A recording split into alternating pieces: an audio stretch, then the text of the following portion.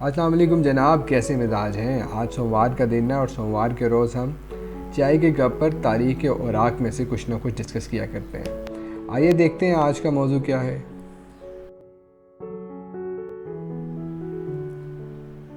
Vaccination کی مکمل تاریخ۔ دنیا میں پہلی ویکسینیشن کب بنی، کہاں بنی اور کس لیے بنی؟ آئیے دیکھتے ہیں۔ تاریخ کے اوراق کھنگالتے کھنگالتے جناب اس بار پہنچ گئے ہم چائنا، جہاں پہ ہمیں دنیا کی پہلی ویکسینیشن کا سراغ ملا۔ ویکسینیشن اس مقصد سے بنائی جاتی ہے تاکہ صحت مند لوگ بیماری سے محفوظ رہیں۔ چیچک کی وبا ان دنوں پھیلی ہوئی تھی اور چیچک سے لوگوں کو بچانے کا ایک طریقہ یہ بنایا گیا کہ چیچک کے مریضوں کے جسم پہ بننے والے کھرنڈ کو اتارا جاتا، ان کو پیسا جاتا، سکھایا جاتا اور پھر ایک بانس کی پھونکنی کے ذریعے ان کے ناک میں داخل کر دیا جاتا۔ اس سے یہ ہوتا کہ وہ لوگ چیچک کے مرض سے محفوظ ہو جاتے۔ اب بات کرتے ہیں ویکسینیشن کی موجودہ شکل کی۔ ویکسینیشن کی موجودہ شکل جس بیماری کی وجہ سے بنی اس کا نام تھا اسمال پاکس۔ اسمال پاکس وہ بیماری ہے جس نے انسانی آبادی کو بہت نقصان پہنچایا۔ 18ویں صدی میں تقریباً 5 لاکھ لوگ ہر سال اس بیماری سے مر جاتے اور 20ویں صدی میں بھی اس نے 300 سے 500 ملین لوگوں کو اپنا شکار بنایا۔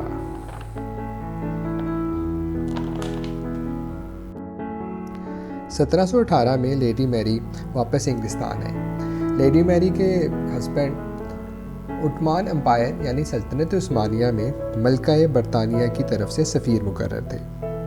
لیڈی میری جب واپس آئیں تو اپنے ساتھ قدیم طریقہ علاج جو چائنیز کا تھا، جس سے وہ چیچک کا علاج کیا کرتے تھے، وہ انہوں نے سلطنت عثمانیہ میں حکماں کو اسمال پاکس کا علاج کے لیے استعمال کرتے ہوئے دیکھا۔ انہوں نے ریکمینڈ کیا کہ یہ طریقہ برطانیہ میں بھی آزمایا جانا چاہیے، لیکن اس کو شدید مخالفت کا سامنا کرنا پڑا۔ خیر، انہوں نے اس طریقہ علاج کو اپنے بچوں پہ آزمایا جو کہ صحت مند رہے۔ اس کے بعد 6 جیل کے قیدیوں پہ طریقہ علاج آزمایا گیا، وہ بھی ٹھیک رہے۔ 1722 تک یہ علاج طریقہ اتنا پاپولر ہو گیا تھا کہ شاہی فیملی کے افراد کو بھی اس طریقے سے وائرولیشن دینی جو ہے وہ شروع کر دی گئی۔ اب یہاں آتے ہیں ہماری کہانی کے اصل hero doctor Edward Jenner. Doctor Edward اس زمانے میں ایک اسکول میں پڑھا کرتے تھے اور وہاں پہ بھی یہ پروسیس اسٹوڈنٹس میں کیا جانے لگا۔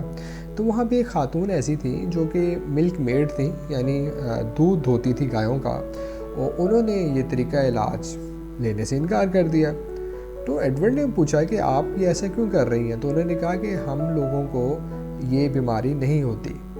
تو ڈاکٹر ایڈورڈ کے لیے بڑی حیرت کی بات تھی، جو ڈاکٹر ایڈورڈ اس وقت تو خیر ڈاکٹر نہیں تھے، لیکن ان کے لیے بڑی حیرت کی بات تھی کہ ان خواتین میں بیماری جو دودھ ہوتی ہیں کیوں نہیں ہوتی۔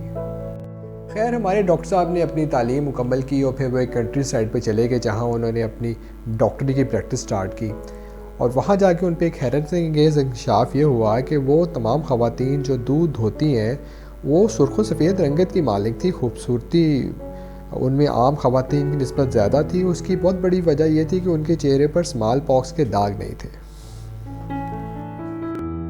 یہ 1796 کا زمانہ تھا جب ڈاکٹر صاحب اس طرح کے مریضوں سے گھرے ہوئے تھے جو دودھ ہوتے تھے اور ان کو کاؤ پاکس ہو جاتی تھی۔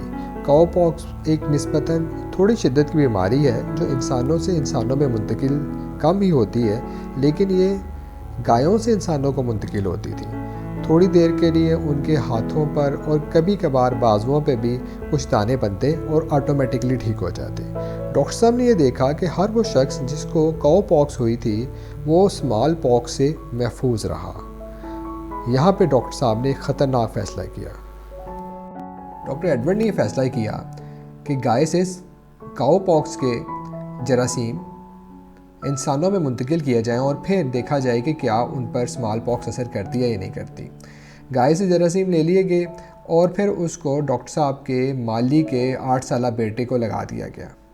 کچھ عرصے کے بعد اس کو اسمال پاکس کے جرثومے بھی اس کے جسم میں داخل کر دیے گئے، لیکن حیرت انگیز بات یہ ہوئی کہ وہ بچہ بالکل اس بیماری سے محفوظ رہا۔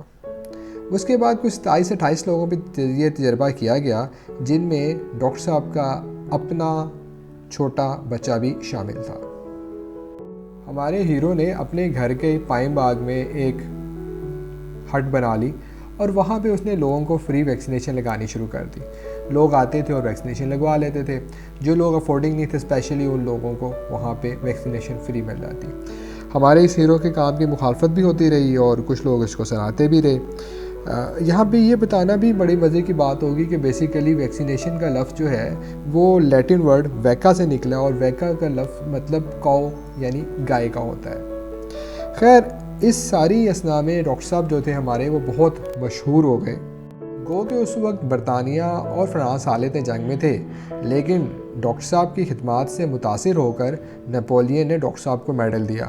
حتیٰ کہ وہ ان سے اتنا متاثر تھا کہ ملکہ برطانیہ کی طرف سے ڈاکٹر صاحب کو بھیجا جاتا کہ وہ جنگی قیدیوں کے لیے نیگوشیٹ کر لیں نپولین سے.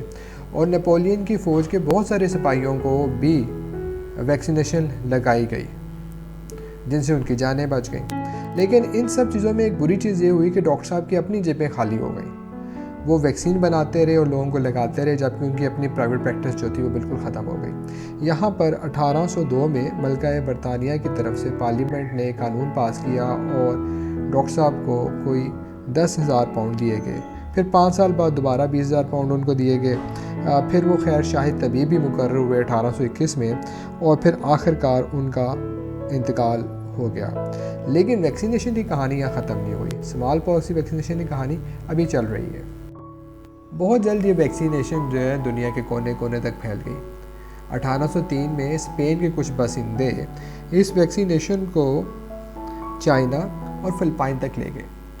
لے جانے کے لیے ایک بڑی عجیب و غریب ٹیکنیک استعمال کی گئی کیونکہ اس زمانے میں ایسی سہولتیں میسر نہیں تھیں کہ فریز فارم میں ویکسینیشن کو ایک جگہ سے دوسری جگہ لے جایا جاتا. تو اس کے لیے طریقہ یہ اختیار کیا گیا کہ 20 بچے یتیم خانے سے لیے گئے اور ان کے جسم کے اندر کاؤ پاکس کے جراثیم کو سٹور کیا گیا اور ان کو وہاں سے لے کے جایا گیا چائنا میں اور فلپائن میں جہاں سے ویکسینیشن بنائی گئی اور استعمال کی گئی.